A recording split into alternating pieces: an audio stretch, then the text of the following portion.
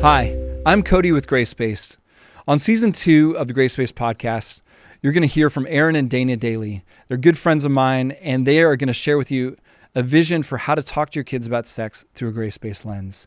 I am so excited. As a father of 4, my wife and I are constantly having this conversation. We want nothing more than for our kids to grow up with a full vision of the idea of what it means to understand sex, relationships, marriage, and the goodness of how God created us in our bodies. And I'm so excited to share this with you, so go check it out.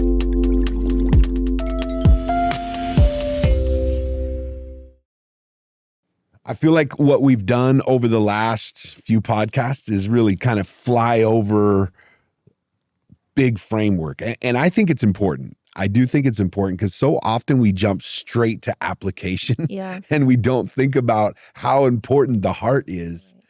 So I've been in church all of my life, and I just feel like a lot of preaching goes straight to, hey, give me 5 points. Let's get this application out. And we jump right to application. And I know that parents who are coming to this podcast might not even care about those big, philosophical, if you will, or story type things. They may or may not. They're like, can you just give me advice? And could you just help me in the moment? There's danger in that, though.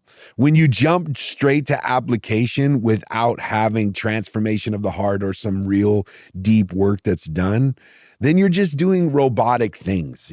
You're truly just going, I just need my kids to get this information. And I think kids can tell when it's only surface level for you.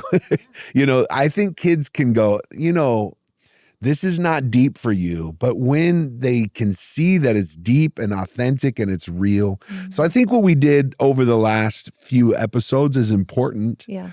But I do want to start getting to application because I think sometimes when you're just staying at heart level and philosophical level and it never gets to brass tacks. Now what do I do with this? Yeah. Now it's like, oh my goodness, this is also, I don't know what to do with it. I'm dealing with a real kid in a real situation. Yep. And I want you to know this about us. Dana and I are dealing with real kids in real situations, and we have our first grandbaby, and we're working through this stuff in real time also. But we do want to do both. We want to do heart work and application. So this podcast, this episode, will be mostly application. You've had hundreds of these conversations, and you've taught this for 25 years at least. And there was a big shift into moving from kind of the fear-based to the grace-based way of doing it. And we've covered all of those things. So, okay, cool. Yes. We've had all of that. Now, Dana, when you're sitting with your kid and you're having this conversation and you're saying, okay, well, start with creation. What do you cover? Give me some practical advice on what do you cover now that we're talking about creation and you've gotten to the body and you've talked about the heart and the tone is right and we're doing all these things that really do matter. What are some of the stuff that you would cover with all your years of experience? Yeah, I think so. I would say the first part of what I did when I did it was more fear-based. Right. So you would jump into here's all the pictures of all the scary STDs. Right. We're going to give you a fake baby. Right. We're going to talk about how much it costs, how expensive a baby. Sure. And all of those things, I believe were fruitless. I don't know that they really encouraged anybody to feel great about their lives right now. So a lot of the questions and the concerns that would come in, because I always had like Q&As, I always had papers they could write secret questions on that nobody else would read that I would answer in the class. And most of those questions would come back as, what if I've already had sex? What if somebody's already touched me? What if? Then now what? With that kind of curriculum, I got nothing. I don't know what to tell you except you messed up. You blew it. Yeah. So to pivot and to have this beautiful story of creation and what God has done and how beautiful he's made things, I have everything to go back to, always. So to be able to teach from that perspective it's easy to sit down with a kid and to start with, dude, let's just talk about how amazing your body is. Like, let's just talk about how amazing bodies are. And how clear do you get there? So when you say how amazing your body is, what kind of things are you bringing Well, at that up? point, I'm talking reproductive organs. Okay. When I get to that point, we're talking about bodies. Yeah. We're going to talk about the way our bodies really work in that season of their lives specifically. Because when you start talking to a kid at 8, 9, and 10 years old, they're about to turn into puberty. Yeah. And that's a hard turn. That's not like you don't slowly shift into that. Right. That's an abrupt halt. Yeah. So to be able to start that conversation about God, about creation, about how, again, utilizing the creation around us to go, look how cool he made this tree. Yeah. I mean, he did amazing at that, and that's just a tree. Can you imagine how cool he made our bodies? Yeah. And to be able to take time. And instead of, what that does too is it takes the anxiety away. I'm not anxious and they're not anxious anymore. We're just talking about how cool it is, how beautiful it is, how great it is. And not even saying my body. Right. I think it's really important to start, we're in creation before the fall. Like the way he designed bodies, amazing. Before the brokenness, amazing. So then to go through, like with the girls, I start with the girls' parts. With the boys, we start with the boys. But we tell both sides. I think it's really important that both genders understand how the other gender works. Because immediately there's a respect that's built. When you start to understand that's how their bodies work, then you instinctively are kind of blown away. Instead of being like, oh, it's gross and yucky, it's now going, wow, there's like something really special about each one of our bodies. So, are you showing images? Yeah. So with our kids, I just drew the pictures because I've had them for so long. But we do have a curriculum that has the picture, and it's very simple, like outlined. It's nothing graphic, but it goes through all the reproductive organs, and I'm able to sit down and explain, this is what happens for a woman when she goes through her menstrual cycle. How insane is this, that this tiny, tiny little egg, and you explain the whole thing and the whole process. And as I'm explaining the process, I think it's amazing and beautiful. So I can't help but portray that to the kids that I'm talking to, how amazing it is. And then to be able to talk, even it's really cool to talk to girls about the female reproductive organs. But honestly, I really enjoy it when I talk to a boy, and be able to go, this is what's happening inside her body when a baby is in there. Look at how amazing her body is. And it's sweet because with the girls, we're kind of, we've kind of grown up with it because we're girls and we talk about it. But to see a boy who goes, what? They didn't know. Hold on, what? Yeah. And it's just a sweet process. And it becomes more of a celebration by the end. And I think by the end of that time, very seldom, I honestly can't really think of many times that I've had any negative response. I've never had a boy go, man, that was gross. Or a girl go, ooh, I can't handle it. Initially, like when you start showing pictures, it can be a little shocking. But as you talk about it and you talk about the beauty of what God created, all of a sudden it becomes something special. Something special. And beautiful. Yeah, and going back to what it is in creation is it is special. Yeah. After creation, at the fall, is when it becomes sexualized. Right. So we have to see that we're looking at these images as people through a sexualized culture. Right. Not through the lens of creation, which is, this is special. Yeah. This is something that is designed to reflect God and his image. This is something that is showing his beauty. And that we were naked and unashamed in that place. Right. Now through shame, it's hard for us to see it. So the way you're talking about it. So practically, if people go to gracebased.com, we have a resource that we've created, or you can look in our show notes, or you can find ways we can get you links. We're trying to get resources into the hands of parents. Yes. So I know some of you moms and dads who are listening to this podcast right now are going, I never was taught this. I'm afraid to talk to my kids about it. I just want to tell you, yes, do some study, do some research on it for sure. But they should be hearing this from you. I know you feel like, man, well, they should hear it from scientists or, doctors or educators, but they should be hearing this from you, because there's something about a mom's body connected to a child's body that I've woven you together in your mother's womb, that when it comes from a parent figure, there's a deeper connection of those bodies that is designed by God, that's the perfect place and the safest place for them to feel this, like, oh, wow, my body is not just sexualized. Right. It is, as far as like to be lusted after, but it's special, and it's created and fearfully made, and it's been designed, and all these parts are created in such a way that interact, male and female, with one another, so that when they create this beautiful bond of marriage and their bodies come together, there's intimacy that takes place, there's reproduction that happens. It really is a beautiful story. It's a beautiful picture of what Scripture says how marriage is how God's love is for his church and for his people. He wants to be in covenant and connected. He loves us. And there's this intimacy there. And so the way you're talking about it, I just say, get as many resources as you can.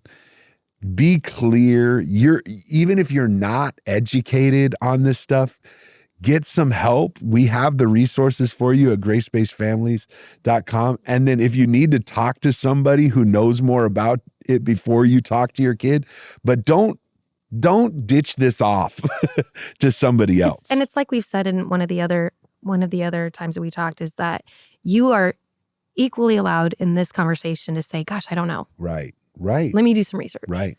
And what a sweet thing for your kids to see in this as well. Like, you're learning too. Great. Let's learn together. I think it's important too to recognize, like, when we start with a conversation of don't have sex because. Yeah. But we don't spend a lot of time on the value of our bodies. Yes. And the value of our reproductive organs and what they were created for.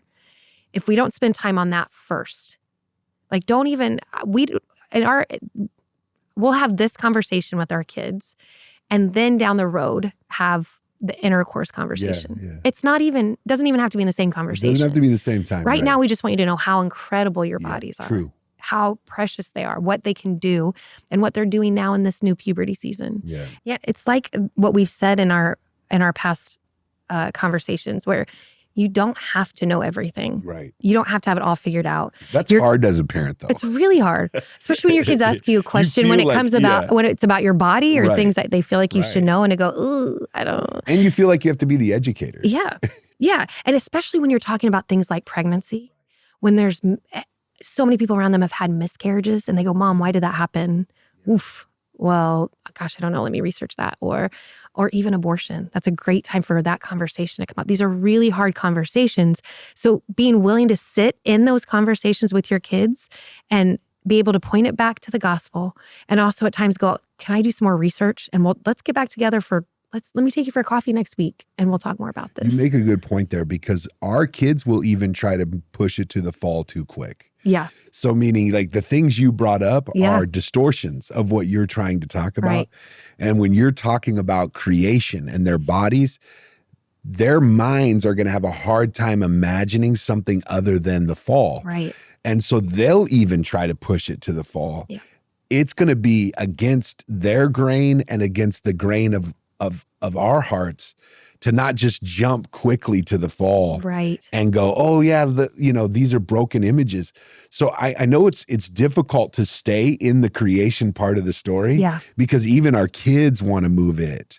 Well, even being really real with that, if you're a divorced parent, if you're a parent who has had a miscarriage or anything like that, and we're trying to stay focused on creation and how God originally created it to be, and stay on that conversation, that is going to be challenging. Very challenging. But it's the foundation building. And it has to stay at that point so that when we get to the fall, we're able to go back to the rejoicing of this. Well, let's make sure to answer that practically, because we've had this quite a bit. Well, Aaron, Dana, your marriage is great. You guys have been married this many years. I'm divorced, or I haven't had these types of things. And if I bring this up, this is my kids take it to this. Why aren't you still married? Or what took place? Or why didn't you ever get married? Yeah. And this is the most difficult because I think it requires some humility when you're telling the story of God to talk about how you're wanting them to understand God's design. And even if you haven't fully lived into it perfectly yet, that you're trying to show them what God's design was. Now, this is the beauty. You can always talk about what Jesus did to redeem, to forgive, grace that you've been restored. And your testimony is not left out of it. No. But when you're talking about God's story, it's really important that when the brokenness starts to come forward in your kids, in yourself, that you keep saying, well, I want to show you. I want you to see how God has designed it. And then we'll talk about that stuff. We've got plenty of time to talk about this stuff. But I want you to see God's design, not my brokenness or where I've gone wrong or where you've gone wrong. I want you to see God's design. And it's hard to redirect it, but often I'm glad you brought it up, because often we're even having to redirect our kids to say, hey, we really want you to see what God's design is more than how good I've done or how good you've done. I want you to see God's design. And I think I too would want to encourage parents that if we all know our pasts. So for me to sit down with my kids, knowing that I was not a virgin when I got married, I was not sexually pure by whatever definition you can come up with for that. I didn't fit that. So there immediately is this like instinct that I can't tell them how to do it right because I did it wrong.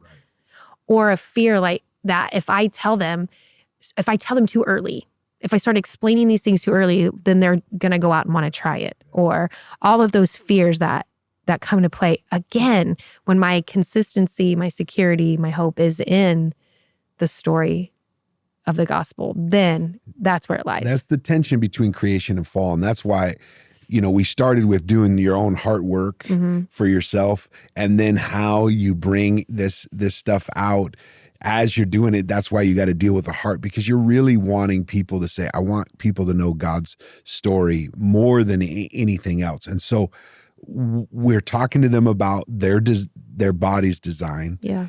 Now, this doesn't all have to be in one conversation. Right. You mentioned spread that. So please spread it out. But how do you in creation then begin to talk about intercourse? I say you start talking about intercourse or sex after you talk about marriage. So my suggestion is let's talk about our bodies and then talk about how God designed marriage. It's cool. The two become one flesh.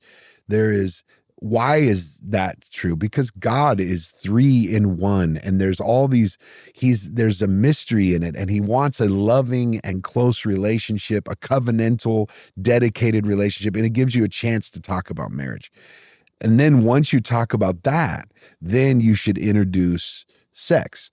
And I think you should feel free to explain it in a way age appropriate, which is difficult, age appropriate that allows for them to understand that once they understand who they are in their bodies and how they've been designed and how marriage is the two becoming one and the covenant and commitment, that there's this gift of sex, this beautiful gift of sex that God has given to us for all these types of things, for reproduction, but also for intimacy, for oneness, for union that takes place. There's all kinds of beautiful things that happen inside of that. And once again, all those resources we have on Gracebased.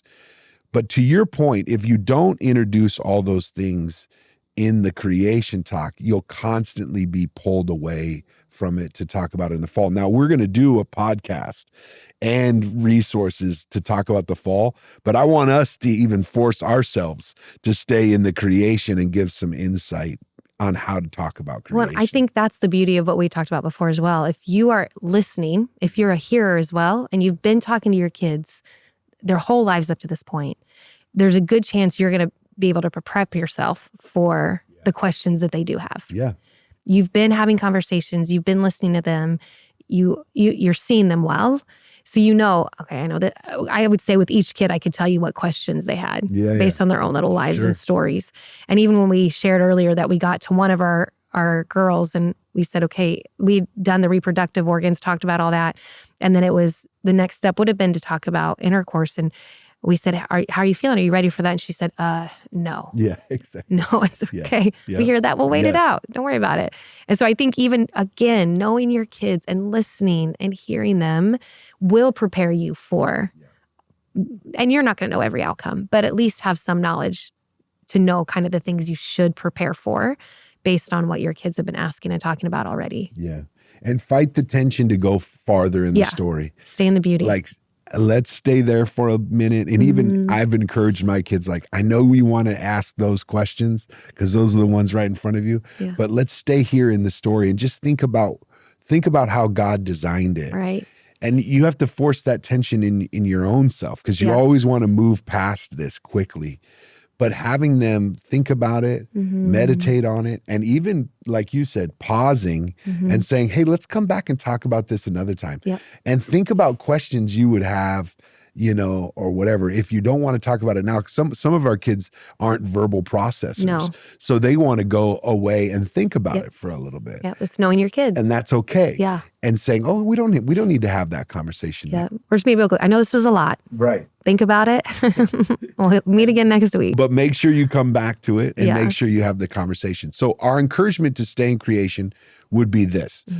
Talk about their bodies, use some of our resources, or you can grab some somewhere else. If it's talk about their bodies, talk about marriage, and talk about sex, intercourse, and talk about it in that order, because that's how God's ordered it. That's the order in which he designed it to be.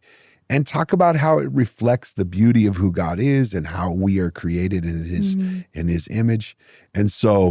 And use any resources you can. Get help. Talk to other people. I mean, we love it when parents come talk to us and say, hey, how would you do this? We love helping you do your job. So go find some counselors or helpers to help you work through this. And I think too, there's a way to make this conversation exciting. And I know the initial conversation is always going to be, no matter how well you prep, it's always going to be a little awkward.